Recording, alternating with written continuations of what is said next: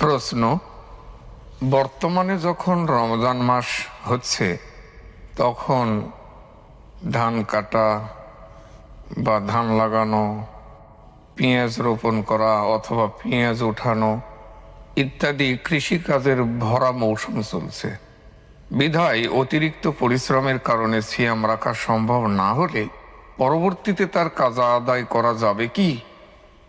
উত্তর, যেসব কারণে সিয়াম ছেড়ে দেওয়া বা কাজা করা যায় তা হচ্ছে: ১. সফর অবস্থায় মুসাফির ব্যক্তি। ২. বিজ্ঞ মুসলিম ডাক্তারের পরামর্শে রোগ বেড়ে যাওয়ার আশঙ্কাযুক্ত ব্যক্তি। ৩. ওই গর্ভবতী বা স্তন্যদানকারিণী নারী যিনি সিয়াম রাখলে সন্তান বা তার নিজ জীবনের ক্ষতির আশঙ্কা রয়েছে। ৪. হায়েজ ও নেফাজ হয়েছে এমন নারী। এই শ্রেণীর ব্যক্তিরা ব্যতীত কারো জন্য সিয়াম ছেড়ে দেওয়ার ব্যাপারে কোরআন হাদিসে থেকে সুস্পষ্ট প্রমাণ পাওয়া যায় না।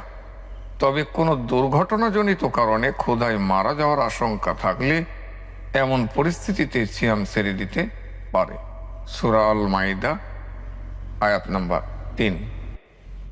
সুতরাং প্রশ্নে বর্ণিত রমজান মাসের কৃষিকাজের জন্য বিভিন্ন কাজ যখন শুরু হয়, যেমন ধান রোপণ করা, ধান কাটা, পেঁয়াজ রোপণ করা, পেঁয়াজ উঠানো বা এই জাতীয় কৃষিকাজের জন্য সিয়াম কাজা করা বা ছেড়ে দেওয়া এটা অবশ্যই উচিত নয় এবং বিধানে তা নেই। বিধায় আমরা কৃষিকাজের অজুহাতে গুরুত্বপূর্ণ সিয়ামের মতো বিধান থেকে মাহরুম হওয়া আমাদের জন্য অবশ্যই একটা জঘন্যতম পাপাচারের শামিল। সুতরাং আমরা এমন আমাদের অজুহাতগুলোকে আমরা সামনে পেশ করা থেকে বিরত থাকব। আল্লাহ আমাদেরকে যথাযথভাবে সিয়াম পালনের তৌফিক দান করুন। আমিন। আসসালামু আলাইকুম ওয়া রাহমাতুল্লাহি ওয়া বারাকাতুহু।